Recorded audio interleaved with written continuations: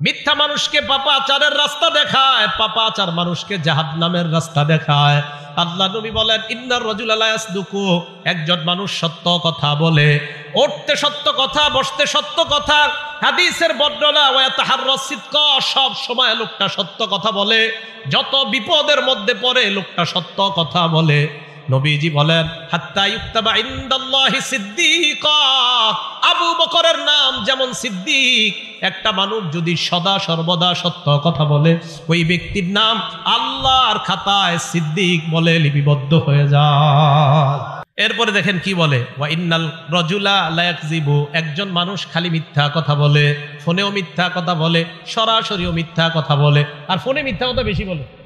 তো নবীজি বলেন, ওয়া ইন্নার রাজুলা লা ইয়াকযিবু, একজন মানুষ খালি মিথ্যা কথা বলে, ওয়া ইয়াতাহাররাল কাযিবা, মিথ্যা বলতে বলতে এমন হয়ে যায়, হাত্তা ইউক্তাবা ইনদাল্লাহি কাযযাবা। মুসাইলামাতুল কাযযাব, যে নিজের নবুয়ত দাবি করছে, তার নাম যেমন কাযযাব। এই জামানায় কোনো মানুষ মিথ্যা বলতে বলতে বলতে বলতে আল্লাহর খাতায় তার নাম কাযযাব লিপিবদ্ধ হয়ে যায়। বলেন নাউযুবিল্লাহ। মিথ্যা নবুয়ত দাবিদারের নাম যেমন কাযযাব, এই যুগে বারবার যে মিথ্যা বলে, বারবার যে মিথ্যা বলে, তার নাম কাযযাব লিপিবদ্ধ হয়ে যায়। আম্মা জান আয়েশা সিদ্দিকা রাদিয়াল্লাহু আনহার বর্ণনা, ক্বালা রাসূলুল্লাহ সাল্লাল্লাহু আলাইহি ওয়াসাল্লাম, আম্মা জান আয়েশা সিদ্দিকা বলেন, মা কানা খুলুকুন আবগাযা ইলা রাসূলিল্লাহ সাল্লাল্লাহু আলাইহি ওয়াসাল্লাম মিনাল কাযিব। দেখেন কি বলে রাসূল। আম্মা জান বলেন, নবীজির কাছে মিথ্যা কথা বলার চাইতে আর কোনো খারাপ, এই অপছন্দনীয় আর কোনো কিছু নবীর কাছে ছিল না। কেউ যদি মিথ্যা কথা বলতো, এটা নবী সবচেয়ে অপছন্দ করতেন। ইতিমধ্যে এক গ্রাম্য ব্যক্তি আসলেন।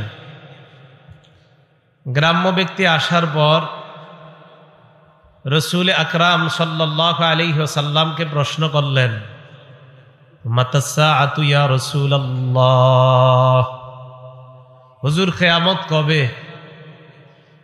ফাকালা বা'দুহুম সামি'a মা ক্বাল ফাকারিহা মা ক্বাল। সাহাবাদেরকে কি মাইক বাড়াইছেন, গার্ডেনে কুইসি বাড়াইতে, আমার কথাই না শুনবেন। রাসূল আকরাম সাল্লাল্লাহু আলাইহি ওয়াসাল্লামকে এক ব্যক্তি প্রশ্ন করলেন, কিয়ামত কবে? নবীজি সাল্লাল্লাহু আলাইহি ওয়াসাল্লাম, ফামাযা রাসূলুল্লাহ সাল্লাল্লাহু আলাইহি ওয়াসাল্লাম ইউহাদ্দিসু, আল্লাহ রাসূল সাল্লাল্লাহু আলাইহি সাল্লাম ওনার আলোচনা চালাইতে থাকলেন। যিনি প্রশ্ন করলেন কিয়ামত কবে, তার কোনো জবাব না দিয়ে উনি ওনার আলোচনা কন্টিনিউ করলেন, চালাইতে থাকলেন। ফাকালা বা'দুহুম সামি'a মা ক্বাল ফাকারিহা মা ক্বাল। সাহাবাদের কেউ কেউ বললেন, নবীজি তার কথা শুনছে, কিন্তু মনে হয় সে যা বলছে এটা নবী অপছন্দ করছে, এই জন্যই তো নবী তার কোনো জবাব না দিয়ে উনি ওনার কথা জ্বালাইতেছে। এটা সাহাবাদের বক্তব্য। ওয়া ক্বালা বা'দুহুম বাল লাম ইয়াসমা রাসূলুল্লাহ সাল্লাল্লাহু আলাইহি ওয়াসাল্লাম। আরেক সাহাবা বললেন, আমার তো মনে হয় নবীজি তার কথা শুনেই নাই। কোন কোন সাহাবা বললেন, নবী তার কথা শুনছে, কথাটা পছন্দ করে নাই, তাই নবী তারে কোনো জবাব দেয় না।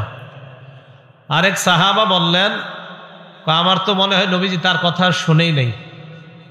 হাত্তা ইদা কাদা হাদিসাহু, নবীজি যখন তার কথা শেষ করলেন, কথা শেষ করার পর রাসূল আকরাম সাল্লাল্লাহু আলাইহি ওয়াসাল্লাম বললেন, আইনা উরাহুস সাইলু আনিস সাআ।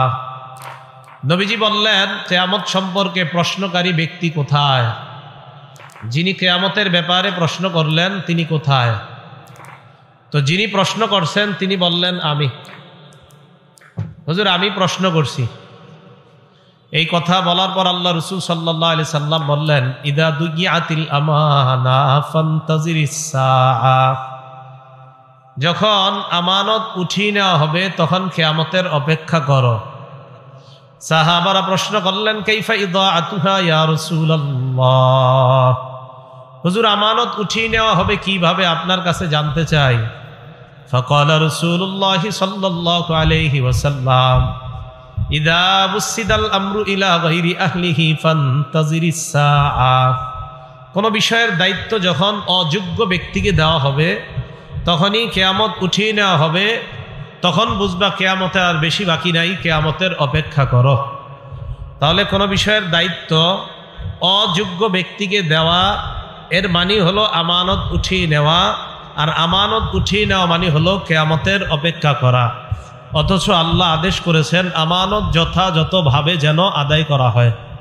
আল্লাহ আমাদের সকলকে আমানত যারা পাওনা, এই পাওনাদারদের হকগুলো আমরা যথাযথভাবে যেন আদায় করতে পারি, আল্লাহ তৌফিক দান করেন। আমানত ৮ প্রকার। বলেন আমানত সাধারণত মৌলিকভাবে কয় প্রকার? ৮ প্রকার। ১ নাম্বার আল আমানাতু ফিল ইবাদাহ, ইবাদতের ক্ষেত্রে আমানত। ইবাদতের ক্ষেত্রে আমানত হলো যথাযথভাবে ইবাদত করা, এটা হলো ইবাদতের ক্ষেত্রে আমানত। ইবাদত করতে গিয়ে আপনি অন্যদিকে তাকিয়ে থাকা, অন্যান্য কাজ করা, এটা আমানতের খেয়ানত। যেমন আপনি নামাজে দাঁড়ায় আকাশের দিকে তাকান আর এদিক সেদিক তাকান, এটা আমানতের খেয়ানত। নাসাই শরীফের বর্ণনা, ক্বালা রাসূলুল্লাহ সাল্লাল্লাহু আলাইহি ওয়াসাল্লাম, আল্লাহ নবী বলেন এমন একদল মানুষ যারা নামাজের মধ্যে দাঁড়ায়, নবীজি বলেন লা ইয়ানতাহিয়ান্না আকওয়ামুন আন রাফি আবসারিহিম ইলাস সামা আও লা তুখতাফান্না আবসারুহুম। আল্লাহ রসুল বলেন একদল মানুষ নামাজে দাঁড়াইলে এদিক সেদিক তাকায় এমনি, আল্লাহ নবী বলেন তারা যেন তাদের নজরগুলো আকাশ থেকে তাড়াতাড়ি ফিরায় নিচের দিকে নেয়। নামাজের মধ্যে এদিক সেদিক যারা তাকায়, নবী কয় তাড়াতাড়ি চোখগুলা যেন সেখান থেকে ফিরায়। আও লা তুখতাফান্না আবসারুহুম, অন্যথায় তাদের চোখগুলা উঠিয়ে নেওয়া হবে, চোখ নিয়ে যেতে পারে আল্লাহ তাআলা যদি এইভাবে চোখ খালি এদিক সেদিক করে। তাহলে নামাজের মধ্যে যথাযথভাবে নামাজ না পড়া এটা আমানতের খেয়ানত। যথাযথভাবে নামাজ পড়া এটা হলো আমানত। রসুল আকরাম সাল্লাল্লাহু আলাইহি সাল্লামকে জিবরিল আমিন প্রশ্ন করলেন, মাল ইহসানু ইয়া রাসূলুল্লাহ, হুজুর ইহসান কি জিনিস আপনার কাছে জানতে চাই। ফাকালা রাসূলুল্লাহ সাল্লাল্লাহু আলাইহি ওয়াসাল্লাম আন তা'বুদাল্লাহা কাআন্নাকা তারাহ, ইহসান হলো তুমি আল্লাহর ইবাদত এমন ভাবে করা যেন তুমি সরাসরি আল্লাহকে দেখতে পাও। ফাইন লাম তাকুন তারাহু ফাইন্নাহু ইয়ারাক, যদিও তুমি আল্লাহকে দেখতে না পাও আল্লাহ তোমাকে দেখতে পায়। তুমি আল্লাহর ইবাদত এমন ভাবে করা যেন আল্লাহকে তুমি দেখতে পাও। যদিও তুমি আল্লাহকে দেখতে না পাও, এটা নিশ্চিত আল্লাহ তোমাকে দেখতে পায়। তাহলে ইবাদত এটা যথাযথভাবে করা। সহিহ বুখারীর বর্ণনা 5760 নম্বর হাদিসের বর্ণনা, বাইনামান নবিয়্যু সাল্লাল্লাহু আলাইহি ওয়াসাল্লাম ইউসাল্লি, আল্লাহ নবী মসজিদে নামাজের জন্য দাঁড়াইলেন। হঠাৎ আল্লাহ নবী সামনের দিকে তাকাইলেন, তাকিয়ে দেখলেন ফারাআ ফি কিবলাতিল মসজিদি নুখামা, আল্লাহ নবী তাকায় দেখলেন মসজিদের সামনের দেয়ালে নাকের ময়লা দেখা যায়, নাকের শ্লেষা দেখা যায়, নাকের ময়লা। ফাহাক্কাহা বিয়াদিহি, আল্লাহ নবী নিজ হাত মুবারক দ্বারা ওই নাকের ময়লা পরিষ্কার করলেন। নিজের হাতে নাকের ময়লা, নিজের নাক না আরেকজনের নাকের ময়লা নবী নিজ হাতে পরিষ্কার করলেন। পরিষ্কার করার পর ফাত্তাগাইয়াযা, নবীর চেহারা মুবারক লাল হয়ে যায়, আল্লাহ নবী রাগান্বিত হয়ে যায়।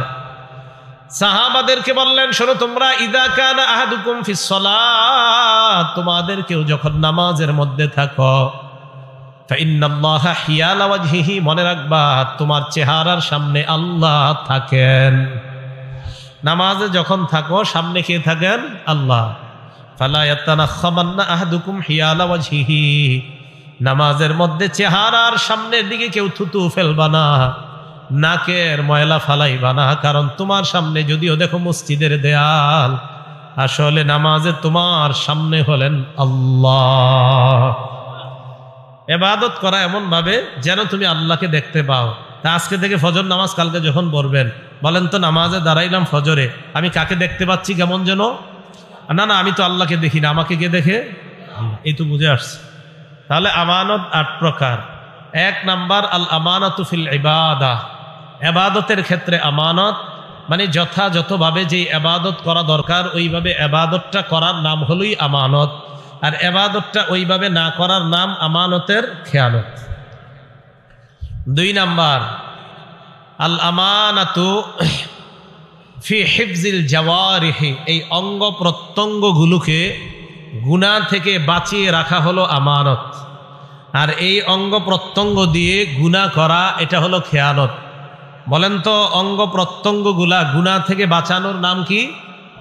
বাঁচানোর নাম কি? আমানত। আর এইগুলা দিয়ে গুনাহ করা এটার নাম কি? খেয়ানত। আল্লাহ পাক রব্বুল আলামিন বলেন, হাত্তা ইযা মা জাউহা শাহিদা আলাইহিম সামউহুম ওয়া আবসারুহুম ওয়া জুলুদুহুম বিমা কানু ইয়ামালুন। সূরা হামিম আস-সাজদা আয়াত নাম্বার 20। আল্লাহ বলেন, হাত্তা ইযা মা জাউহা, আমরা যখন কিয়ামতের মাঠে যাব, আমাদেরকে আল্লাহ যখন উপস্থিত করবেন, শাহিদা আলাইহিম সামউহুম, আমার আপনার বিরুদ্ধে সাক্ষী দিবে আমার আপনার কান, ও আবসারুহুম, আমার আপনার চোখ আমাদের বিরুদ্ধে সাক্ষী দিবে, ওয়া জুলুদুহুম, আমার আপনার চামড়া আমাদের বিরুদ্ধে সাক্ষী দিবে আমরা যে গুনাহ করলাম। এবার আমার আপনার বিরুদ্ধে চামড়া সাক্ষী দেওয়ার পর আমি আপনি চামড়াকে প্রশ্ন করব, ক্বালু লিজুলুদিহিম লিমা শাহিদতুম আলাইনা, চামড়াকে প্রশ্ন করবে, ও চামড়া আমাদের বিরুদ্ধে কেন সাক্ষী দিলা? চামড়ারা জবাব দিবে, আনতাকাল্লাহুল্লাযী আনতাকা কুল্লা শাই, এই চামড়া জবাব দিবে, আমি চামড়াকে আজকে কথা বলিয়েছেন ওই আল্লাহ, যে আল্লাহ চাইলে সব কিছুকে কথা বলাইতে পারেন। চামড়া যখন সাক্ষী দিবে, সূরা হামিম আস-সাজদার 20 নম্বর আয়াত আর 21 নম্বর আয়াতে আল্লাহ বললেন, 20 নম্বর আয়াতে কান সাক্ষী দিবে, চোখ সাক্ষী দিবে, চামড়া সাক্ষী দিবে। আর 21 নম্বর আয়াতে ওই মানুষ প্রশ্ন করবে, ও চামড়া আমাদের বিরুদ্ধে সাক্ষী দিছো কেন? চামড়া বলবে, কেন সাক্ষী দিতে পারি না। তো চামড়াকে বলবে, তুমি আবার কথা বলতে পারো নাকি? চামড়া জবাব দিবে, আল্লাহ যিনি সব কিছুকে কথা বলাইতে পারেন, ওই আল্লাহ আমি চামড়ার মুখ দিয়ে কথা বলাইছি। তাহলে চামড়াকে কথা বলাইতে পারবেন কে? হ্যাঁ, এগুলা আমাদের বিরুদ্ধে সাক্ষী দিবে। তাহলে আমানত কয় প্রকার? ভুলে গেছে, কয় প্রকার? 2 নাম্বার, অঙ্গ প্রত্যঙ্গগুলা গুনাহ থেকে হেফাজত করা। সূরা ইয়াসিন কম বেশি সবাই পারেন। আল্লাহ পাক রব্বুল আলামিন দেখেন কি বলেন, সূরা ইয়াসিনের 65 নাম্বার আয়াতে আল্লাহ বলেন, আল-ইয়াওমা নাখতিমু আলা আফওয়াহিহিম, আজকে আমি তাদের মুখের মধ্যে মোহর মেরে দিব, ওয়া তুকাল্লিমুনা আইদিহিম, তাদের হাত আমার সাথে কথা বলবে, ওয়া তাশহাদু আরজুলুহুম বিমা কানু ইয়াকসিবুন, পা সাক্ষী দিবে আল্লাহ, হাত যা যা বলছে আমি পা হাতের পক্ষে সাক্ষী দিয়ে দিলাম।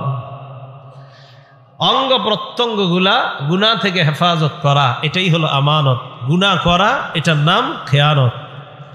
এটা গেল অঙ্গ প্রত্যঙ্গ হেফাজত করার কথা। এই অঙ্গ প্রত্যঙ্গের মধ্যে একটা অঙ্গের নাম চোখ। বলেন তো কি? চোখ। এই চোখকে গুনাহ থেকে হেফাজত করা।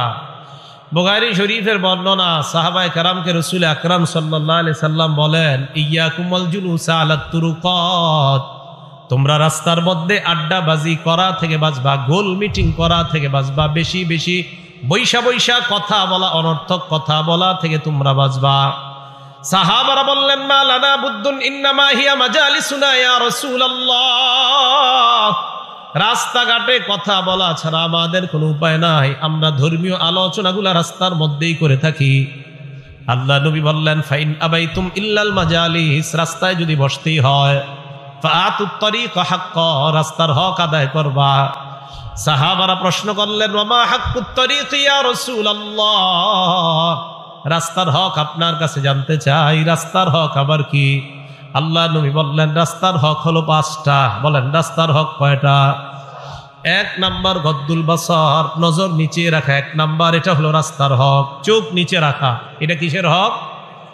2 নাম্বার কাফুল আযাব, কষ্টদায়ক বস্তু সরায়া দেওয়া, এটা রাস্তার হক।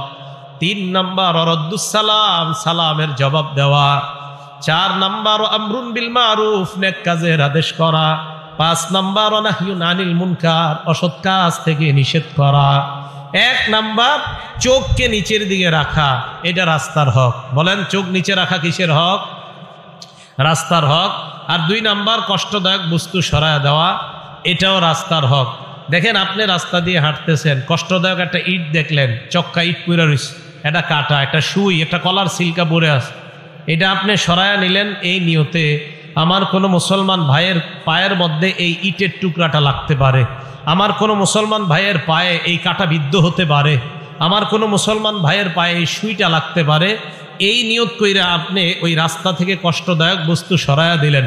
সহিহ বুখারীর 52 নম্বর হাদিসের বর্ণনা, রসুল আকরাম সাল্লাল্লাহু আলাইহি সাল্লাম বলেন, বাইনামা রাজুলুন ইয়ামশি বিতরিকিন ওয়াজাদা গুসনা শাওকিন আলাত তরিক, আমার কোনো উম্মত রাস্তা দিয়ে হাঁটতেছে, হাঁটার সময় রাস্তায় কষ্টদায়ক একটা বস্তু পাইছে, কাটা, হাদিসে আসছে কাটা, ওয়াজাদা গুসনা শাওকিন আলাত তরিক, একটা কাটা ডাল, গাছের ডাল, এই ডালের মধ্যে কাটাযুক্ত ডাল এরকম একটা পাইছে, পাটার পর ওইটা পাওয়ার পর ওই কাটাযুক্ত ডালটাকে সরায়া দিছে, এর দ্বারা উদ্দেশ্য কষ্টদায়ক যত বস্তু সরায়া দেওয়া।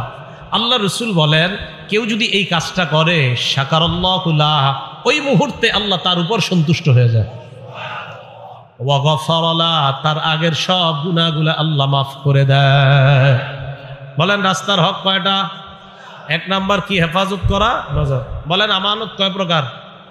হ্যাঁ, 1 নাম্বার ইবাদতের ক্ষেত্রে আমানত, 2 নাম্বার অঙ্গ প্রত্যঙ্গগুলা হেফাজত করা, এটাও আমানত।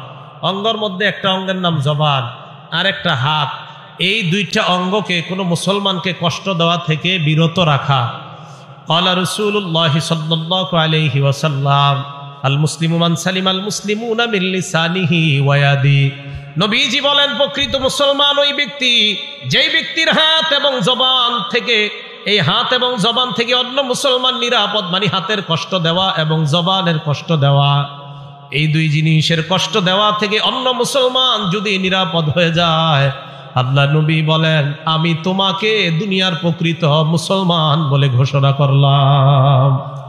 তাহলে এই অঙ্গ প্রত্যঙ্গগুলা কষ্টদায়ক বস্তু থেকে তো আপনি হেফাজত নিজেকেও করবেন, আপনার দ্বারা যেন অন্য কেউ কষ্ট না পায়, এই আপনার হাত আর জবান, এই 2টা জিনিসকে আপনি হেফাজত করবেন।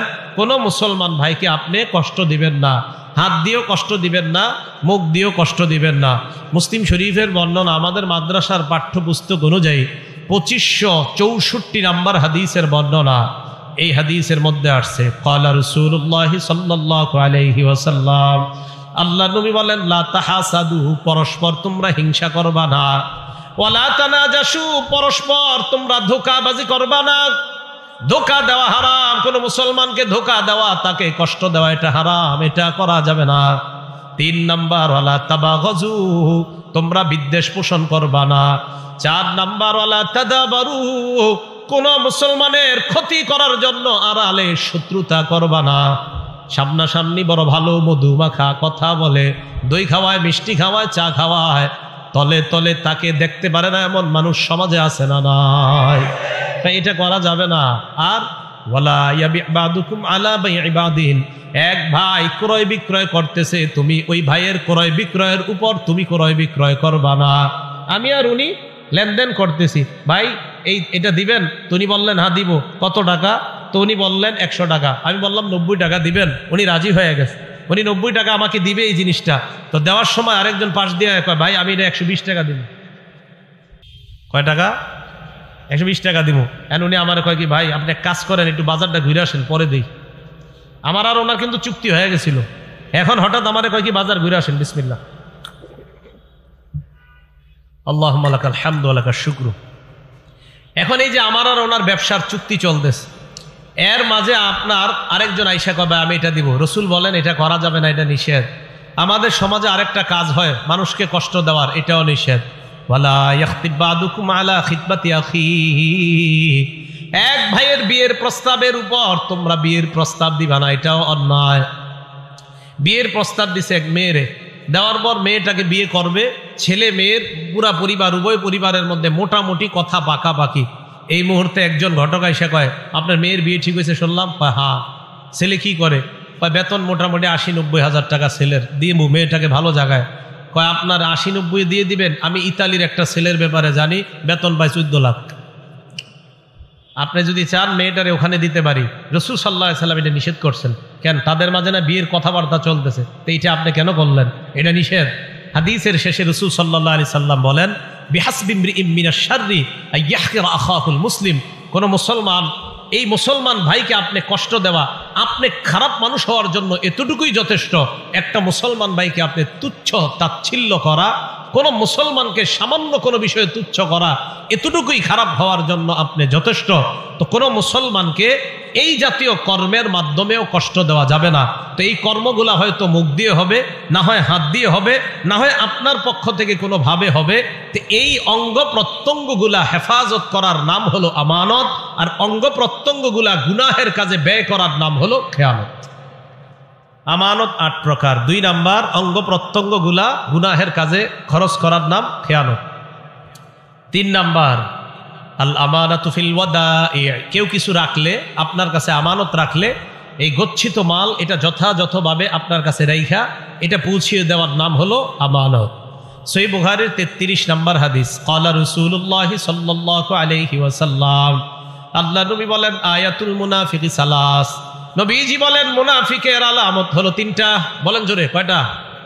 মুনাফিকের আলামত কয়টা? 1 নাম্বার, ইজা হাদ্দাসা কাযাবা, মুনাফিক কথা বললে মিথ্যা কথা বলে। 2 নাম্বার, ওয়া ইজা ওয়াদা আখলাফা, মুনাফিক ওয়াদা করলে খেলাফ করে। 3 নাম্বার, ওয়া ইজা তুমিনা খানা, মুনাফিকের কাছে আমানত রাখলে আমানতের খেয়ানত করে। মুনাফিকের আলামত 3টা, কথা বললে মিথ্যা কথা বলে, ওয়াদা করলে খেলাফ করে, 3 নাম্বার তার কাছে আমানত রাখলে এই আমানতের খেয়ানত করে। আবু দাউদ শরীফের 3535 মানে 3535 নম্বর হাদিসের বর্ণনা, ক্বালা রাসূলুল্লাহ সাল্লাল্লাহু আলাইহি ওয়াসাল্লাম, আল্লাহ নবী বলেন, আদ্দিল আমানাতা ইলা মানি ইত্তামানাকা, তোমার কাছে যে ব্যক্তি আমানত রেখেছে তার আমানতটা তুমি যথাযথভাবে আদায় করে দাও। ওয়ালা তাকুন মান খানাকা, তোমার সাথে যদি কেউ খেয়ানত করে তুমি তার সাথে খেয়ানত করবা না। বুঝেন? আপনি বললেন, হ্যাঁ ও আমার সাথে খেয়ানত করছে, আমি ওরে দেখায় দিব। নবীজি বলে, না, তোমার সাথে যদি কেউ খেয়ানত করে তুমি তার সাথে খেয়ানত করবা না, কারণ তুমি তো মুসলমান, সে মুনাফিক হোক, তুমি তো মুসলমান। তুমি খেয়ানত করে মুনাফিকের পরিচয় তোমার মধ্যে নিবা না, যে খেয়ানত করেছে এটা তার ব্যাপার। নবীজি বললেন, তোমার সাথে যদি কেউ খেয়ানত করে তুমি তার সাথে খেয়ানত করবা না, বরং তোমার কাছে যদি কেউ আমানত রাখে এই আমানত তুমি যথাযথভাবে পৌঁছিয়ে দাও। আল্লাহ আমাদের সকলকে এই জাতীয় আমানতগুলা রক্ষা করার তৌফিক দান করেন। এই আমানতের খেয়ানত কেউ করেন না। সম্ভবত বোনের পুরোপুরি অংশ দেন সবাই? বোনের অংশ, হ্যাঁ, আপনার আব্বা যে মারা গেছে আপনার বোনের অংশ পায় না, এই দেননি পুরোপুরি? যদি না দেন তা আপনার কাছে রয়ে গেছে, আপনি 5 ওয়াক্ত নামাজ পড়ার কপাল কালো বানায় ফেলছেন, তাই না? হ্যাঁ, এই তো আপনি হজ করছেন 38 বার, আর আপনার বোনের হক আপনি দিচ্ছেন না কেন? এতদিন পাইলা টাইলা বড় করলেন, বিয়ে শাদী দিয়ে দিচ্ছেন, আর হক কেন দিবেন? এইগুলা বলে। আর বোনেরাও এমন আজীব, কয় এই হক নিয়ে যাওয়ার পরে ভাইয়ের বাসায় আর আসবো কিভাবে, মানে এইগুলা চিন্তা চেতনা এদের মাঝে, মানে এমন কেন হবে, মানে এটা তো উনি পাও না, সে পাও না। আপনাদের ভাই বোনের সম্পর্ক তো থাকবে, এটা যে যারটা পাওনা দিয়ে দেওয়া। এই আমানত আপনার যাদের কাছে আছে, আপনাদের কাছে, আপনারা অনেক হজ করছেন, হ্যাঁ, জাহান্নামে যাওয়ার জন্য আপনি নিশ্চিত প্রস্তুত থাকেন যদি কারো হক মেরে থাকেন। হক কিন্তু আদায় করেন তাড়াতাড়ি, না হয় বিপদে পড়বেন। আমি সত্যি বলছি, বিপদে পড়বেন। আল্লাহ আমাদের সকলকে এই আমানতগুলা যারা পাওনাদার, তাদেরকে পাওনা বুঝিয়ে দিয়ে আল্লাহ যেন মৃত্যুর আগে এই পাওনাগুলা বুঝিয়ে দেওয়ার তৌফিক দান করেন। এটা গচ্ছিত সম্পদ। 4 নাম্বার, আল আমানাতু ফিল আমাল, যারা শ্রমিক আছেন, আপনারা যে কাজ করেন এই কাজ আপনার কাছে আমানত। আপনি আপনার মালিকের সাথে বেঈমানি করা আমানতের খেয়ানত। যারা শ্রমিক আছেন, এই শ্রমিক যে কাজ করেন, এই শ্রম দেওয়া আমানত। আপনার মালিকের সাথে আপনি ওয়াদাবদ্ধ হয়েছেন 5 ঘন্টা কাজ করবেন, আপনি ইচ্ছাকৃতভাবে আধা ঘন্টা কম কাজ করা, এটা আমানতের খেয়ানত। এটা ওনাকে জানাইতে হবে, যদি না জানান আপনি আমানতের খেয়ানত করলেন। কথা কি বুঝে আসছে? এটা 4 নাম্বার, আল আমানাতু ফিল আমাল, শ্রম দেওয়া। এই শ্রম দেওয়ার ক্ষেত্রে যদি কেউ অন্যায়ভাবে উল্টা পাল্টা করে, এটা আমানতের খেয়ানত। সকালবেলা আপনার অফিস 10টা থেকে, আপনি জানেন ঢাকার শহর জ্যামের কথা, এরপরেও আপনি রওনা করছেন 9:30টায়, অফিস 10টায়, রওনা করছেন 9:30টায়। ঢাকার শহর 9:30টায় রওনা করা মানে আধা ঘন্টা রাস্তা, সামনে যাইলে আধা ঘন্টা গেলে আপনার অফিস। তবে 9:30টায় রওনা করা মানে 11টার আগে বুঝতে না পারা। এখন আপনার বস আপনারে ফোন দিছে, কই আছো তুমি? এখন আপনি বললেন, স্যার এই তো মানে কই আসলে আপনি আছেন এখনো বনুশ্রী, আপনি বলতেছেন মোয়াখালী ক্রস করছি, মিথ্যা কথা। এই যে আপনি এটা, হ্যাঁ এটা আপনি শ্রম, আপনি তো ওনার কাছে এই যে কি এই সময় তো আপনার কাছে উনি পাও না, আপনি কেন মিথ্যা কথা বলবেন? এটা আমানতের খেয়ানত। আমি হক কথা এটা বলতে হবে, আপনি এটা সত্যি আপনি অন্যায় করছেন, আপনি তা আপনি কেন দেরি করে রওনা করছেন? আর আপনি এত দূরে বাসা নিছেন কেন? আপনি যেই বাসা থেকে আপনার যাইতে মিথ্যা কথা বলা লাগে 14টা, আপনি কাছে বাসা নিতে পারেন না? শ্রম দেওয়ার ক্ষেত্রে এই জাতীয় কাজ করা এটা আমানতের খেয়ানত। এই গেল 4 নাম্বার। 5 নাম্বার আল আমানাতু ফিল বাই'i ওয়াশ শিরা, ক্রয় বিক্রয়ের ক্ষেত্রে আমানত। ক্রেতা বিক্রেতার সাথে সত্য কথা বলা এটা আমানত। বিক্রেতা ক্রেতাকে কোনোভাবে ধোঁকাবাজি করার চেষ্টা না করা এটা হলো আমানত। ক্রয় বিক্রয় করার ক্ষেত্রে আমানতদারি। আপেল কিনলেন আপনি একজনের কাছ থেকে, আপেল যিনি বিক্রি করলেন 1 কেজি আপেল দেওয়ার সময়, এবার আপেলটা যখন দিবে দেওয়ার সময় আস্তে একটা আপেল নিচে রেখা দিয়ে আপনাকে একটা কম দিয়া দেয়। আপনি তো দেখছেন এই জায়গায় 1 কেজি উঠছে, আস্তে এই পাশ থেকে একটা রেখা দিচ্ছে, তাহলে আপনি 1 কেজি হইল না একটা কম হইল? খেয়ানত করছেন। আপনার ছেলেকে হাফেজ বানাইতেছেন এই টাকা দিয়া, হ্যাঁ ও আপেল দোকানদার ভাই, ছেলেরা হাফেজ বানাইতেছেন, কবরে যাওয়ার জন্য তৈরি হন, আর এটা হাফেজ হবেও না। আপনি কি করতেছেন? এটা আমানতের খেয়ানত। এই ক্রয় বিক্রয়ের ক্ষেত্রে এই জাতীয় করা 5 নাম্বার। 6 নাম্বার আল আমানাতু ফি হিফজিল আসরার, কথা গোপন করা এটাও আমানত। আপনারে একজন একটা কথা বলছে, বলছে এটা কাউরে বইল না, আপনি বইলা দিছেন, এটা আমানতের খেয়ানত করছেন। এরকম এক জাতীয় ঘটনা ঘটে গেছে নবীজির জামানায়। আল্লাহ পাক রব্বুল আলামিন সূরা তাহরিমের 4 নাম্বার আয়াত 3 নাম্বার আয়াতে আল্লাহ বলেন ওয়াইদ আসাররান নাবিয়্যু ইলা বাদি আজওয়াজিহি হাদিসা। স্মরণ করুন ওই সময়কে যখন মুহাম্মদ সাল্লাল্লাহু আলাইহি সাল্লাম তার কোনো এক বিবির কাছে কিছু কথা বলছে, গোপনে কথা বলার পরে বলছে তুমি এই কথাটা কাউরে বইলো না। উনি কি করছে? বইলা দিস। আল্লাহ নবী যখন তার বিবিকে বললেন কি ব্যাপার, তুমি কেন কথাটা বললা? আমি না তোমাকে বললাম এই কথাটা কাউকে বলবা না। আল্লাহ বলেন ফালাম্মা নাব্বাআত বিহি ওয়া আযহারাহুল্লাহু আলাইহি। আল্লাহ নবীর বিবিকে আল্লাহ নবী বলছিলেন কথাটা কাউকে বলবা না, উনি কি করছেন? নাব্বাআত বিহি, বইলা দিছে আরেকজনকে। ওয়া আযহারাহুল্লাহু আলাইহি, আল্লাহ পাক রব্বুল আলামিন নবীর কাছে ব্যাপারটা প্রকাশ করে দিছে। আপনি আপনার বিবিরে বলছেন না বলতে, আপনার বিবি বইলা দিস। তো রাসূল আকরাম সাল্লাল্লাহু আলাইহি সাল্লাম আম্মাজানকে ডাক দিয়ে বললেন ফালাম্মা নাব্বাআহা বিহি, আম্মাজানকে বললেন কি ব্যাপার তুমি এটা বললা কেন? নবীজি যখন আম্মাজানকে ব্যাপারটা অবগত করলেন, তুমি কেন এমন কথা বলে দিলা যে কথাটা আমি তোমাকে বলতে নিষেধ করলাম? আম্মাজান জবাব দেয় মান আম্বাআকা হাযা, আপনাকে কে বলছে আমি যে কথাটা বইলা দিছি? আপনি কেমনে জানছেন? নবীজি তার এক বিবিরে একটা কথা বলছে, তুমি কথাটা গোপন রাখো, উনি আরেকজনকে বইলা দিছে, আল্লাহ নবীজিরে জানাই দিছে। নবীজি এসে ওনার বিবিকে বলতেছে আচ্ছা তুমি এটা কেন বললা? তো ওনার বিবি কয় মান আম্বাআকা হাযা, আপনারা কে বলছে আমি যে বইলা দিছি? নবীজি জবাব দিলেন নাব্বাআনি আল আলিমুল খবীর, আল্লাহ আমাকে জানায়া দিছে। আল আমানাতু ফি হিফজিল আসরার, গোপন কথা হেফাজত করা এটা আমানত। কেউ যদি আপনাকে বলে, বিশ্বাস করে একটা কথা বলার পর যদি বলে এটা বইল না, এটা আমানত। শেখ সাদী রহমতুল্লাহ আলাইহি বলছে কয় মানুষের স্বভাব হলো তুমি যদি তারে কিছু বইল না, সে এটা বেশি বলবে, হ্যাঁ এটা বেশি বলবে। 7 নাম্বার আল মাসউলিয়াতু আমানত, দায়িত্ব এটা একটা আমানত। মাদ্রাসার মুতামিম সাহেব তার দায়িত্ব এটা আমানত, মসজিদের ইমাম তার দায়িত্ব এটা আমানত, মুয়াজ্জিনের তার দায়িত্ব এটা আমানত, ঘরের বাবা মা আপনাদের দায়িত্ব আমানত। সহিহ বুখারীর 893 নাম্বার হাদিসের বর্ণনা, ক্বালা রাসূলুল্লাহ সাল্লাল্লাহু আলাইহি ওয়াসাল্লাম, আল্লাহ নবী বলেন কুল্লুকুম রাঈন ওয়া কুল্লুকুম মাসউলুন আন রাইয়াতিহি, তোমরা সবাই দায়িত্বশীল, তোমাদের প্রত্যেককে তার দায়িত্বের ব্যাপারে জিজ্ঞাসা করা হবে। আমাকে আপনাকে আমাদের সবাইকে নবীজি বললেন তোমরা সবাই দায়িত্বশীল, প্রত্যেককে তার দায়িত্বের ব্যাপারে জিজ্ঞাসা করা হবে। সহিহ বুখারীর 893 নাম্বার হাদিসের বর্ণনা। এরপর আল্লাহ নবী বলেন আল ইমামু রাঈন ওয়া মাসউলুন আন রাইয়াতিহি, শাসক যিনি হবেন তিনি দায়িত্বশীল, তাকে তার অধীনস্থ যে প্রজা আছে তাদের ব্যাপারে জিজ্ঞাসা করা হবে। ওয়ার রাজুলু রাইন ফি আহলি বাইতিহি, কোন ব্যক্তি তার ঘরের যে সদস্যরা আছে তাদের দায়িত্বশীল হলো বাবা। আপনার ছেলে মেয়ে, আপনার বিবি, তারা আপনার অধীনস্থে আছে, তাদের দায়িত্বশীল আপনি। আল্লাহ নবী বলেন মাসউলুন আন রাইয়াতিহি, আপনাকে তাদের দায়িত্বের ব্যাপারে জিজ্ঞাসা করা হবে। 5 বছর বয়সে হাতের মধ্যে মোবাইল উঠায়া দিছেন নাকি কায়দা উঠায়া দিছেন, জিজ্ঞাসা করবে। কি জিজ্ঞাসা করবে? হ্যাঁ, কায়দা না মোবাইল? আমার উপরে ওলামায়ে কেরাম রাগ, আমি মোবাইল চালাই না কেন বেশি। সব পুরো বাংলাদেশে সবাই রাগ, মনে করে ইদানিং আমি 7 বছর যাবত মোবাইল আমি মোবাইল রিসিভ করি না।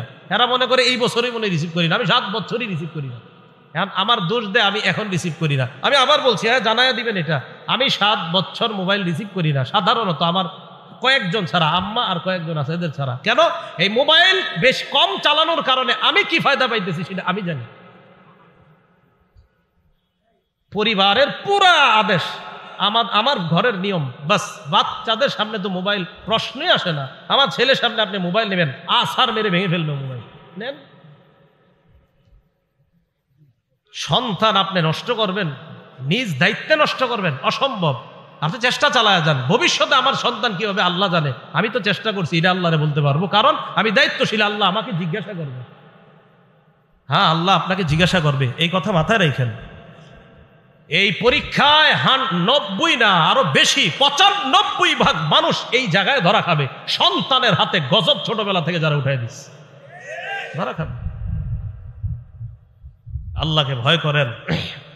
তো আমার ব্যাপারে এই অভিযোগগুলো দিয়েন না। আমি বলছি আমি 7 বছর যাবতীয় এরকম, এই অভিযোগ দেওয়া আমার ব্যাপারে ঠিক হবে না। ছাত্র জীবন থেকে আমি এমন।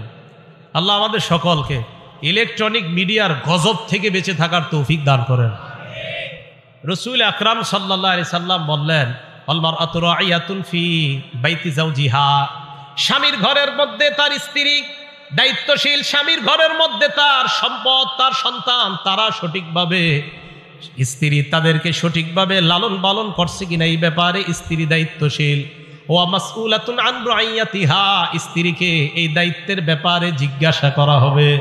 স্ত্রীকে জিজ্ঞাসা করা হবে স্বামীর মাল সঠিকভাবে হেফাজত করছে কিনা, স্বামীর সন্তান সঠিকভাবে হেফাজত করছে কিনা, এই ব্যাপারে জিজ্ঞাসা করা হবে।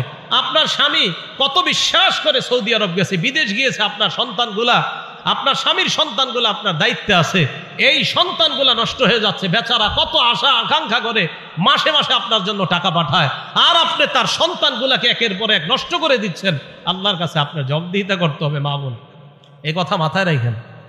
রাসূল আকরাম সাল্লাল্লাহু আলাইহি সাল্লাম বলেন, স্ত্রী তার স্বামীর ঘরের যেই বিভিন্ন বিষয় আছে এগুলার ক্ষেত্রে আমানত, এই আমানত তার উপরে দায়িত্ব, এটা এই দায়িত্ব যথাযথভাবে রক্ষা করেছে কিনা এই ব্যাপারে প্রত্যেকটা বিবি যারা তাদেরকে জিজ্ঞাসা করা হবে। তো রাসূল আকরাম সাল্লাল্লাহু আলাইহি সাল্লাম শেষে বলেন, ওয়াল খাদিমু মাসউলুন ওয়াল খাদিমু রাইন ফি মালি সাইয়্যিদিহি, খাদেম তার মনিবের সম্পদের ব্যাপারে দায়িত্বশীল।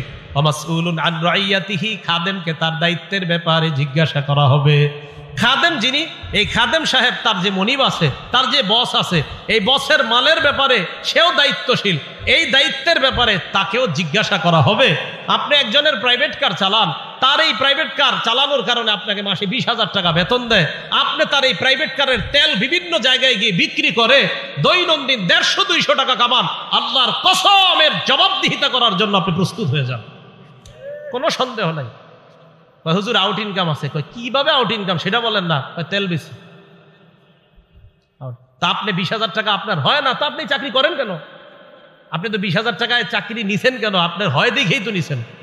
তা আপনার যদি না হয় আপনি এটা করেন না, কিন্তু আপনি যে তেল মারছেন এটা তো আপনি হারাম কাজ করছেন। হ্যাঁ, আপনি আপনার এই বসের গাড়ি আর তার এই তেল এটা আপনার কাছে আমানত, এই আমানতের খেয়ানত করছেন কিনা এই ব্যাপারে সহিহ বুখারী হলেন 893 নম্বর হাদিস, আপনাকে জিজ্ঞাসা করা হবে। কথা কি বুঝে আসছে সবার? এই হলো 7 নাম্বার। এটা হলো আল মাসউলিয়াতু আমানাতুন, দায়িত্ব, প্রত্যেকটা দায়িত্ব এটা হলো আমানত। আল্লাহ আমাদের সকলকে যার যার দায়িত্বগুলা যথাযথভাবে আদায় করার তৌফিক দান করেন। বাবা যারা আছেন, মা যারা আছেন, আপনাদেরকে কঠোর কথা বলে ফেলছি, ছোটবেলা থেকে দায়িত্বগুলো আদায় করেন। বাচ্চাটার সামনে মোবাইল দিয়েন না, এদের সামনে থেকে মোবাইল দূরে রাখেন, এদের সামনে বই দেন, কায়দা দেন, আমপারা দেন, এর প্লাস্টিকের বই দিয়ে খেলাধুলা করতে দেন। বইয়ের উপর সন্তানকে খেলাধুলা করান, সমস্যা নাই, প্রয়োজনে 50, 60, 100টা প্লাস্টিকের বল কিনে দেন, খেলাধুলা করান। মোবাইল নামক গজবই বাচ্চার হাতে তুলে দিয়েন না। গেমস, ট্যাব দেয়, আইপ্যাড দেয় বাচ্চাদের খেলার জন্য। আল্লাহ আমাদেরকে বুঝার তৌফিক দান করেন। কয় প্রকার হইল আমানত? 7। 8 নাম্বারটা মন দিয়ে শোনেন। আল আমানাতু ফিল কালাম, কথা বলা আমানত। বলেন, কথা বলা কি? কথার আমানত আবার কি? কথার আমানত মন দিয়ে শোনেন, বিসমিল্লাহ। কথার আমানত হলো সত্য কথা বলা আমানত, মিথ্যা কথা বলা খেয়ানত। বলেন তো, সত্য কথা বলা, মিথ্যা কথা বলা খেয়ানত। এবার মন দিয়ে শোনেন। এই ব্যাপারে 6টা উদাহরণ পেশ করি আপনাদের সামনে। উদাহরণ নাম্বার 1, সহিহ বুখারীর 6094 নাম্বার হাদিসের বর্ণনা, 6094, 6094 নাম্বার হাদিসের বর্ণনা। ক্বালা রাসূলুল্লাহ সাল্লাল্লাহু আলাইহি ওয়াসাল্লাম, আল্লাহ নবী বলেন, আলাইকুম বিস-সিদকি ফাইন্নাস সিদকা ইয়াহদি ইলাল বীর। নবীজি বলেন, তোমরা সত্যবাদিতা আবশ্যক করে নাও, সত্য কথা বলা এটা তোমরা আবশ্যক করে নাও। ফাইন্নাস সিদকা ইয়াহদি ইলাল বীর, সত্য পুণ্যের রাস্তা দেখায়। বলেন আমার সাথে, সত্য কিসের রাস্তা দেখায়? ওয়া ইন্নাল বিররা ইয়াহদি ইলাল জান্নাহ, পুণ্য জান্নাতের রাস্তা দেখায় দেয়। বলেন সবাই, সত্য কিসের রাস্তা দেখায়? পুণ্যের। পুণ্য কিসের রাস্তা দেখায়? জান্নাতের। আবার সত্য কিসের রাস্তা দেখায়? পুণ্যের। পুণ্য কিসের রাস্তা দেখায়? জান্নাতের। ওয়া ইয়াকুমুল কাযিব, আল্লাহ নবী বলেন, মিথ্যা থেকে তোমরা বেঁচে থাকবা। ফাইন্নাল কাযিবা ইয়াহদি ইলাল ফুজুর, মিথ্যা মানুষকে পাপাচারের দিকে নিয়ে যায়। ওয়া ইন্নাল ফুজুরা ইয়াহদি ইলান নার, পাপাচার মানুষকে জাহান্নামের দিকে নিয়ে যায়। তাহলে সত্য মানুষকে পুণ্যের দিকে নিয়ে যায়, সত্য মানুষকে পুণ্যের রাস্তা দেখায়, পুণ্য মানুষকে জান্নাতের রাস্তা দেখায়। মিথ্যা মানুষকে পাপাচারের রাস্তা দেখায়, পাপাচার মানুষকে জাহান্নামের রাস্তা দেখায়। আল্লাহ নবী বলেন, ইন্নার রাজুলা লা ইয়াসদুকু, একজন মানুষ সত্য কথা বলে, উঠতে সত্য কথা, বসতে সত্য কথা। হাদিসের বর্ণনা, ওয়া ইয়াতাহাররাস সিদকা, সব সময় লোকটা সত্য কথা বলে, যত বিপদের মধ্যে পড়ে লোকটা সত্য কথা বলে। নবীজি বলেন, হাত্তা ইউক্তাবা ইনদাল্লাহি সিদ্দিকা, আবু বকরের নাম যেমন সিদ্দিক। একটা মানুষ যদি সদা সর্বদা সত্য কথা বলে, ওই ব্যক্তির নাম আল্লাহর খাতায় সিদ্দিক বলে লিপিবদ্ধ হয়ে যায়। সিদ্দিক বলেন তো সবাই কি হয়? তাহলে যারা বেশি বেশি সত্য কথা বলে আল্লাহর খাতায়, বলেন তাদের নাম কি হয়ে যায়? ভাই আমরা সবাই সিদ্দিক হব তো ইনশাআল্লাহ। আল্লাহ আমাকে আপনাদের সকলকে সিদ্দিক হওয়ার তৌফিক দান করেন। এরপরে দেখেন কি বলে, ওয়া ইন্নাল রাজুলা লা ইয়াকযিবু, একজন মানুষ খালি মিথ্যা কথা বলে, ফোনেও মিথ্যা কথা বলে, সরাসরিও মিথ্যা কথা বলে। আর ফোনে মিথ্যা কথা বেশি বলে, ফোনে মিথ্যা কথা বেশি। ওই যে বললাম যে এই মিথ্যাটা বেশি বলে। কই আছেন? কয় বনশ্রী। আসলে আছে অন্য জায়গায়। আর বাংলাদেশে এমন এক অবস্থা, মানে জ্যামে যে মানুষের এমন মিথ্যাবাদী বানায়, জ্যামের কারণে মিথ্যা কথা। কই আছেন? তো অমুক জায়গায় আছে। আসলে কিন্তু অমুক জায়গায় নাই। এই যে আপনি ভাই মিথ্যা কথাটা কেন বলবেন? আপনি বলেন, এটা বললেন না, এই মিথ্যা কথা বললেন না। তো নবীজি বলেন, ওয়া ইন্নার রাজুলা লা ইয়াকযিবু, একজন মানুষ খালি মিথ্যা কথা বলে। ওয়া ইয়াতাহাররাল কাযিবা, মিথ্যা বলতে বলতে এমন হয়ে যায়, হাত্তা ইউক্তাবা ইনদাল্লাহি কাযযাবা। মুসাইলামাতুল কাযযাব, যে নিজের নবুয়ত দাবি করছে, তার নাম যেমন কাযযাব। এই জামানায় কোনো মানুষ মিথ্যা বলতে বলতে বলতে বলতে আল্লাহর খাতায় তার নাম কাযযাব লিপিবদ্ধ হয়ে যায়। বলেন নাউযুবিল্লাহ। মিথ্যা নবুয়ত দাবিদারের নাম যেমন কাযযাব, এই যুগে বারবার যে মিথ্যা বলে, বারবার যে মিথ্যা বলে, তার নাম কাযযাব লিপিবদ্ধ হয়ে যায়। আল্লাহ আমাদেরকে কাযযাব থেকে বাঁচায়া সিদ্দিকের অন্তর্ভুক্ত হওয়ার তৌফিক দান করেন। উদাহরণ নাম্বার 2, তিরমিজি শরীফের 1973 নাম্বার হাদিসের বর্ণনা। এই হাদিসের মধ্যে আসছে আম্মা জান আয়েশা সিদ্দিকা রাদিয়াল্লাহু তাআলা আনহার বর্ণনা। ক্বালা রাসূলুল্লাহ সাল্লাল্লাহু আলাইহি ওয়াসাল্লাম, আম্মা জান আয়েশা সিদ্দিকা বলেন, মা কানা খুলুকুন আবগাযা ইলা রাসূলিল্লাহ সাল্লাল্লাহু আলাইহি ওয়াসাল্লাম মিনাল কাযিব। দেখেন কি বলে রাসূল। আম্মা জান বলেন, নবীজির কাছে মিথ্যা কথা বলার চাইতে আর কোনো খারাপ এই অপছন্দনীয় আর কোনো কিছু নবীর কাছে ছিল না।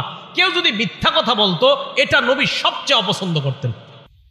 আম্মাজান আয়েশা বলেন, মিথ্যা বলার এই দুশ্চরিত্র যদি কারো মধ্যে থাকতো, মিথ্যা বলার এই খারাপ অভ্যাস যদি কারো মধ্যে থাকতো, এটা নবী সবচেয়ে অপছন্দ করতেন।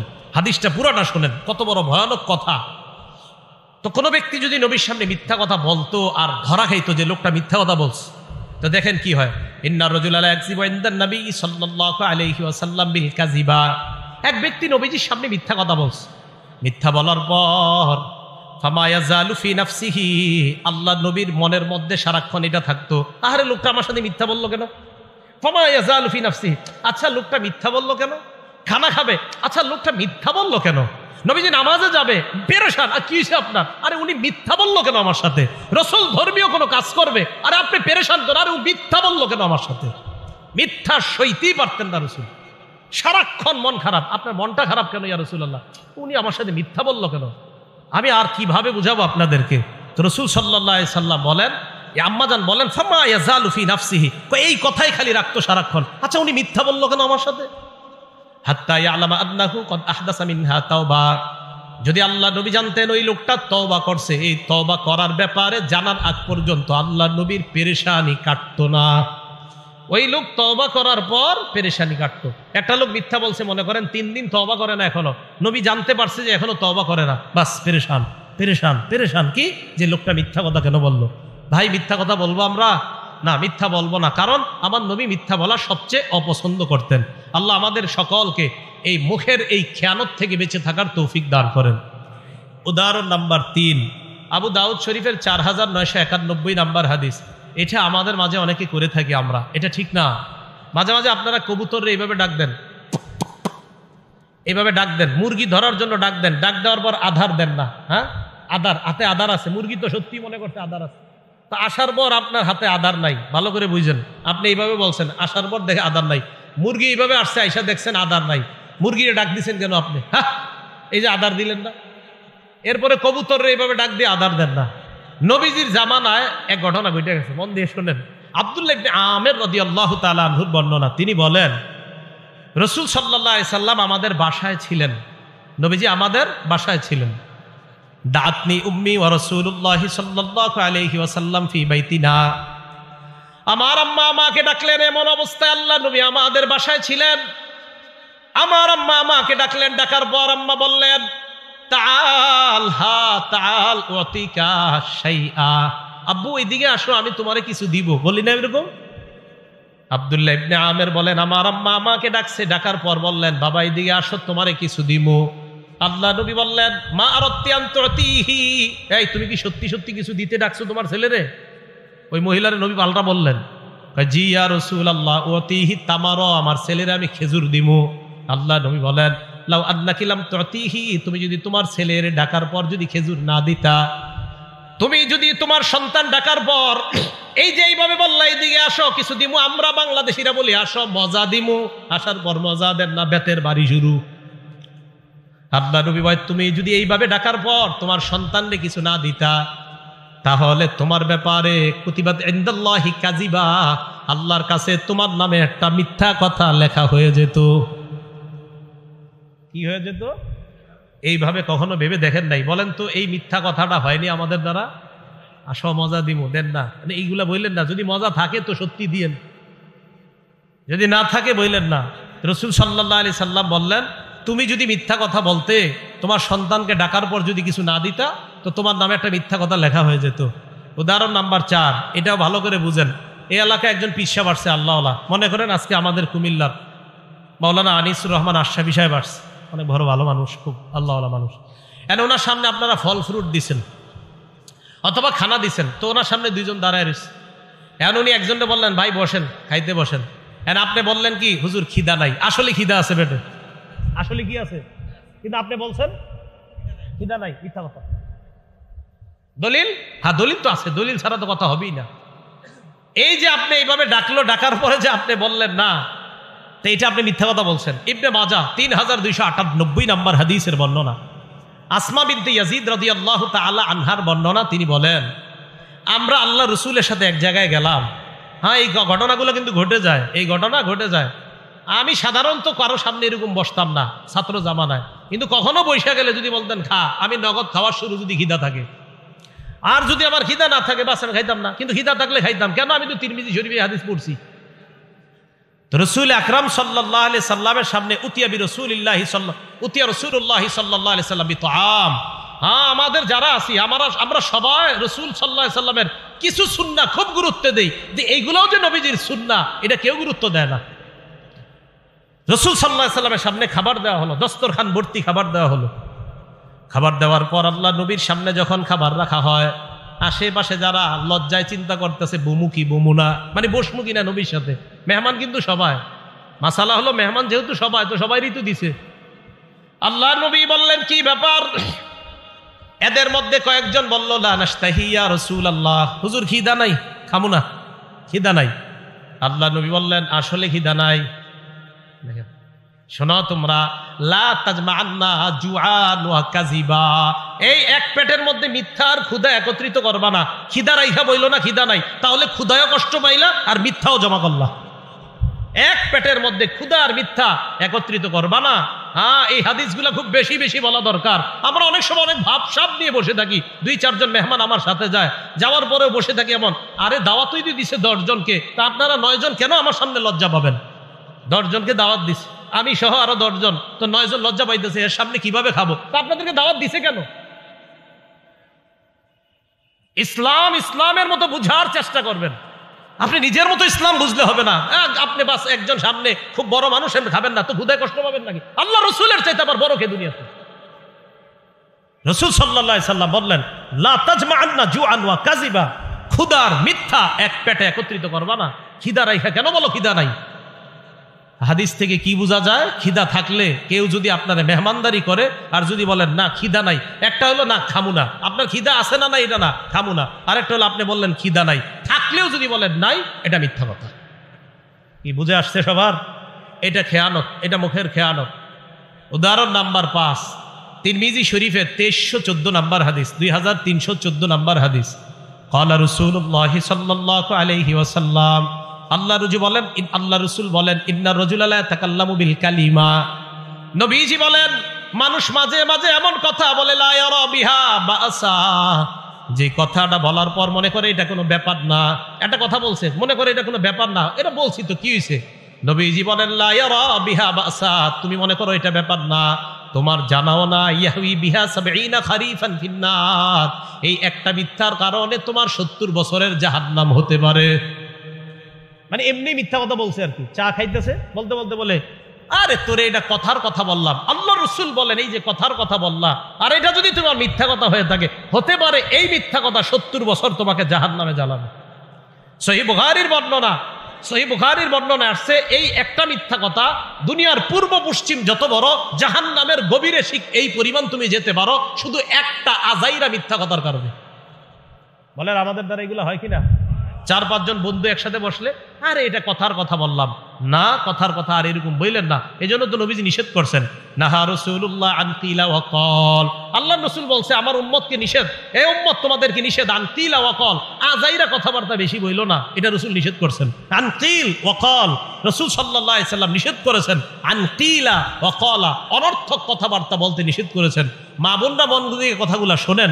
স্কুলে যখন আপনারা বাচ্চাদেরকে দেন, দেওয়ার পর 4-5 জন মহিলা একসাথে বসার পর যদি ধর্মীয় কথা বলেন তো ভালো কথা, কিন্তু অনর্থক কথাগুলা যদি বলেন তো মনে রাখবেন মা, আল্লাহ রসুল নিষেধ করেছেন, নাহা রাসূলুল্লাহ আন কিলা ওয়া কল, রসুল অনর্থক কথা বর্তে নিষেধ করেছেন। তাহলে অনর্থক মজলিসে আমরা বসবো না, অনর্থক কথাবার্তা বলবো না, শুনবো না। কথা কি বুঝে আসছে? একজন আপনাদের এলাকায় আসছে, আসার পর 4 জন বসছেন সামনে, একজন জিজ্ঞাসা করতেছে আপনার ছেলে মেয়ে কয়জন? তো বলছে 2 জন। মনে করেন আমারই জিজ্ঞাসা করলেন ছেলে মেয়ে কয়জন? আমি বললাম আমার মেয়ে আছে একটা, ছেলে আছে একটা। বাকি 4 জন কিন্তু শুনছে। শোনার পরেও আবার আরেকজন কয় ছেলে মেয়ে কয়জন আপনার? এটা অনর্থক কথা, আপনারা শুনছেন? হ্যাঁ, এটা অনর্থক কথা। কেমন জানি লাগতেছে না?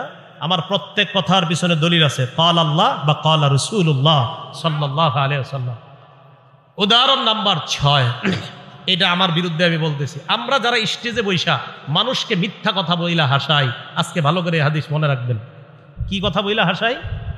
মিথ্যা কথা। আর আপনারাও সারাদিন আলোচনা করেন জানোস আজকে এমন একজনের দাওয়াত দেওয়া হয়েছে, হ্যাঁ আধা ঘন্টা খালি হাসাইব, বাস পরে আপনারা সবাই মিছিল দিয়ে আসেন যে আজকে আধা ঘন্টা হাসবো, আধা ঘন্টা কানবো, আর 1 ঘন্টা ওয়াজ শুনবো।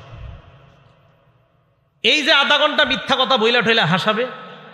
একটা কথা হলো রসুল সাল্লাল্লাহু আলাইহি সাল্লামের কিছু হাদিস আছে, হাসির হাদিস। আমার একটা আলোচনায় আছে রসুল সাল্লাল্লাহু আলাইহি সাল্লামের হাসি। এই জায়গায় আমি প্রায় 19টা হাদিস আনছি যে জায়গায় রসুল হাসছে। রসুল সাল্লাল্লাহু আলাইহি সাল্লাম যেখানে হাসছে হাসবেন, শুধু রসুল না আল্লাহও হাসছে, এই হাদিসও আনছি আমি। কে হাসছে? হ্যাঁ, আপনি ওই হাদিস বইলে হাসান জনগণরে, কিন্তু আন্দাজি অনর্থক মিথ্যা কথা বলে যদি হাসান তো দেখেন নবীজি কি বলে।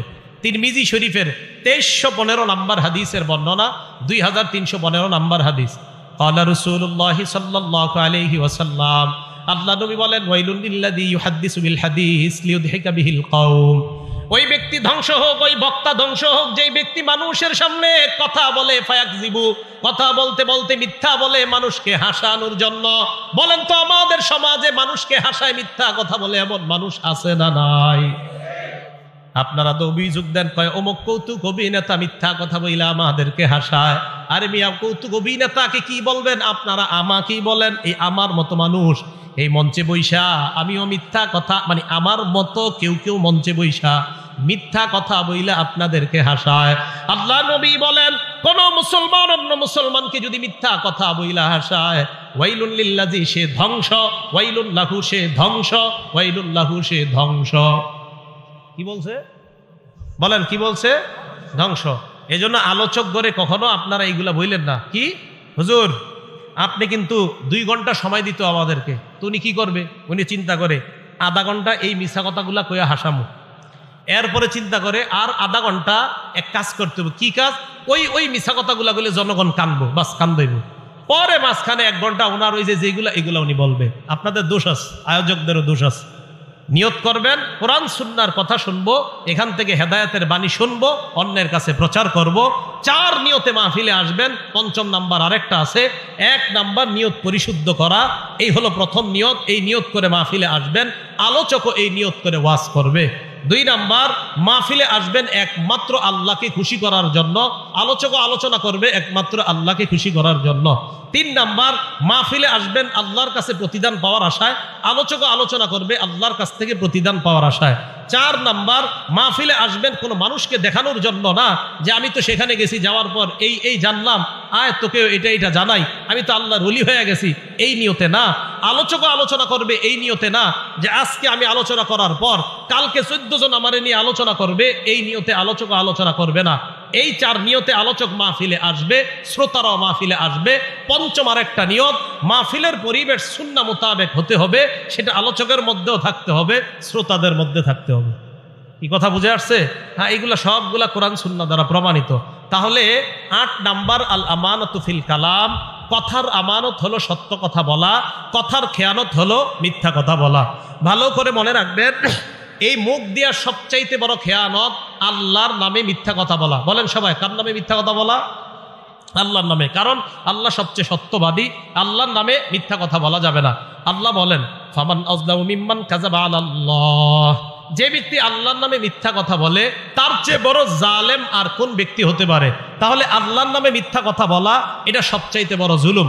2 নাম্বার, রাসূল আকরাম সাল্লাল্লাহু আলাইহি সাল্লামের নামে মিথ্যা কথা বলা যাবে না। 2 নাম্বার, নবীজির নামে মিথ্যা কথা বলা যাবে না। সহিহ বুখারীর 109 নাম্বার হাদিসের বর্ণনা, ক্বালা রাসূলুল্লাহ সাল্লাল্লাহু আলাইহি ওয়াসাল্লাম, আল্লাহ নবী বলেন, মাইয়াকুল আলাইয়া মা লাম আকুল, আমি যা বলি নাই আমার নাম নিয়ে যদি কেউ বলে ফেলে, আমি যা বলি নাই আমার নাম নিয়ে যদি কেউ বলে যে এটা রাসূল বলছে, ফাল্যাতাবাওয়া মাকআদাহু মিনান নার, সে যেন তার ঠিকানা জাহান্নামে বানায়। কোথায় বানায়? সবাই বলেন, কোথায় বানায়? আমি যা বলি নাই যদি কেউ আমার নামে তা বলে, সে যেন তার ঠিকানা জাহান্নামে বানায়। ভাই মনে কষ্ট নিয়েন না, প্রায় মসজিদের মধ্যে এই কথাটা শোনা যায়। আমি একদিন এক মসজিদে শুনছি, ছোট্ট একটা মজলিসে একজন দাঁড়ায়া বলতেছে যে মসজিদে যখন কেউ কথা বলে তখন ফেরেশতা বলে, ইয়া ওয়ালিয়াল্লাহ উসকুত, ও আল্লাহর ওলি তুমি চুপ হও। ফেরেশতা নাকি এই কথা কয়, এটা নাকি নবীজি বলছে। যাই হোক, এরপরেও যদি চুপ না হয়, দ্বিতীয়বার নাকি ফেরেশতা কয়, ইয়া আব্দুল্লাহ উসকুত, ও আল্লাহর বান্দা তুমি চুপ করো। তৃতীয়বার যদি চুপ না হয়, ফেরেশতা নাকি তখন বলে, ইয়া আদুওয়াল্লাহ উসকুত, ও আল্লাহর দুশমন তুই চুপ হ। এটা নাকি ফেরেশতারা বলে, আর এই কথা নাকি নবীজি বলছে। এটা কোন কিতাবে নবী বলছে আমার একটু বলেন তো আপনারা? আমি তো বহুত তালাশ করলাম, করতে করতে মানে আমি পুরো একদম পাগল হয়ে গেছি, পাইলাম না। না, এটা রসুলের কথা না, আজকে থেকে কেউ বললেন না এটা নবীর কথা। শুনছেন নি মসজিদে এই কথা? না না, এগুলা বললেন না। আমি একদিন আসর বইরা তাসবিহ পড়তেছি, হঠাৎ আমার কানে এটা আসছে। এটা নবীজির কথা না, নবীজি এটা বলে নাই। মসজিদ সম্পর্কে কথা না বলার ব্যাপারে অনেক কথা আছে। মসজিদের কাজ হলো তিনটা, মুসলিম শরীফের হাদিসে আসছে, ইন্নামাল মাসাজিদু লিযিকরি, মসজিদের 1 নাম্বার কাজ জিকির করা, 2 নাম্বার সালাত নামাজ পড়া, 3 নাম্বার কাজ কিরাআতুল কোরআন, কোরআন তেলাওয়াত করা। মসজিদের কাজ হবে এই তিনটা। আল মুস্তাদরাক লিল হাকিম, সনদ সহিহ, এই হাদিসের মধ্যে আসছে রাসূল আকরাম সাল্লাল্লাহু আলাইহি সাল্লাম বলেন, মসজিদের মধ্যে একদল লোক ইয়াতাহাল্লাকুনা, হালকা বানাবে, বানায়া তারা দুনিয়াবি কথা বলবে। তো এই হাদিস এরই সহিহ হাদিস। এইগুলা না বইলা এমন কথা বলে যেটা আমার নবী বলে নাই। তো রাসূল বলেন, আমি যা বলি নাই, আমার নাম নিয়ে যদি কেউ ওইগুলা বলে, সে যেন তার ঠিকানা জাহান্নামে বানায় না। রাসূল নামে মিথ্যা কথা বললেন না। সহিহ বুখারী 110 নম্বর হাদিস, ক্বালা রাসূলুল্লাহ সাল্লাল্লাহু আলাইহি ওয়াসাল্লাম, আল্লাহ নবী বলেন, মান কাযাবা আলাইয়া মুতাআম্মিদা, কেউ যদি আমার নামে বানিয়ে মিথ্যা কথা বলে, ফাল্যাতাবাওয়া মাকআদাহু মিনান নার, সে যেন তার ঠিকানা জাহান্নামে বানায় নেয়। বুখারী শরীফের 1291 নম্বর হাদিসের বর্ণনা, নবীজি বলেন, ইন্না কাযিবান আলাইয়া লাইসা কা কাযিবিন আলা আহাদ, তোমাদের কারো নামে মিথ্যা বলা আর আমি নবীর নামে মিথ্যা বলা এক কথা না। তোমাদের নামে মিথ্যা বলাও হারাম, বাকি আমার নামে মিথ্যা বলাটা এটা ভয়ঙ্কর অপরাধ। তাহলে আমার আর ওনার নামে মিথ্যা বলা এটাও অপরাধ, কিন্তু রাসূল বলেন আমার নামে মিথ্যা বলা আর তোমাদের সাধারণ কারো নামে মিথ্যা বলা, এই দুই মিথ্যার মান এক না। আমার নামে মিথ্যা বলা এটা ভয়ঙ্কর অপরাধ। মুসলিম শরীফের 1 নম্বর হাদিস, একদম পৃষ্ঠা খুললেই যে হাদিসটা, এই হাদিসে রাসূল বলেন, লা তাকযিবু আলাইয়া, আমার নামে মিথ্যা কথা বলবা না। ফাইন্নাহু মাইয়াকযিব আলাইয়া, আমার নামে যে মিথ্যা কথা বলে, ইয়ালিজিন নার, সে সোজা জাহান্নামে প্রবেশ করবে। মুসলিম শরীফের 6 নম্বর হাদিস, নবীজি বলেন, ইয়াকুনু ফি আখিরিজ জামান উনাস, শের জামানায় এমন কিছু মানুষের আবির্ভাব ঘটবে, ইউহাদ্দিসুনাকুম বিমা লাম তাসমাউ আনতুম ওয়ালা আবাউকুম, তারা এমন এমন হাদিস তোমাদেরকে বলবে যা তোমরাও শোনো নাই, তোমাদের বাপ দাদারাও শোনে নাই। ফাইয়াকুম ওয়া ইয়াহুম, তাদের থেকে তোমরা বেঁচে থাকবা। মুসলিম শরীফের 7 নম্বর হাদিস, রাসূল আকরাম সাল্লাল্লাহু আলাইহি সাল্লাম বলেন, শের জামানায় এমন কিছু দাজ্জালের আবির্ভাব ঘটবে, দাজ্জালুনা কাজ্জাবুনা, এরা মিথ্যাবাদী দাজ্জাল হবে। ইয়াতুনাকুম মিনাল আহাদিস, তারা এমন এমন হাদিস তোমাদের সামনে পেশ করবে, বিমা লাম তাসমাউ আনতুম ওয়ালা আবাউকুম, যা তোমরা শোনো নাই, তোমাদের বাপদাদারা শোনে নাই। ফাইয়াকুম ওয়া ইয়াহুম, তাদের থেকে তোমরা বেঁচে থাকবা। লা ইউদিল্লুনাকুম, তারা যেন তোমাদেরকে পথভ্রষ্ট করতে না পারে। ওয়ালা ইফতিনুনাকুম, তারা যেন তোমাদেরকে ফিতনায় না ফালাইতে পারে। ভাই, আমানত 8 প্রকার। 1 নাম্বার এবাদতে আমানত, এবাদত যথাযথভাবে করা আমানত, অন্যভাবে করা উল্টা পাল্টা এবাদত করা খেয়ানত। 2 নাম্বার আল আমানতু ফি হিফজিল জাওয়ারিহ, অঙ্গ প্রত্যঙ্গ গুনাহ থেকে হেফাজত করা আমানত, গুনাহ করা এটা হলো খেয়ানত। 3 নাম্বার আল আমানতু ফিল ওয়াদাই, গচ্ছিত মালকেও আপনার কাছে রাখা, এটা যথাযথভাবে আদায় করা আমানত, আদায় না করা খেয়ানত।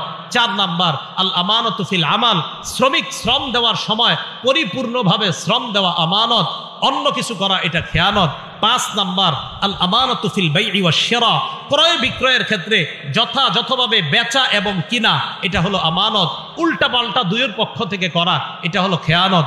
6 নাম্বার আল মাসউলিয়াতু আমানাতুন, প্রত্যেকে যে দায়িত্বে আছি আমরা, এই দায়িত্ব পালন করা আমানত, দায়িত্বে অবহেলা করা এটার নাম খেয়ানত। 7 নাম্বার আল আমানাতু ফি হিফজিল আসরার, কেউ আপনাকে গোপন কথা বললে এটা আপনি সংরক্ষণ করা আমানত, এটা সংরক্ষণ না করা খেয়ানত। 8 নাম্বার আল আমানতু ফিল কালাম, কথার আমানত, তথা সত্য কথা বলা এটাই আমানত, মিথ্যা কথা বলা এটা খেয়ানত।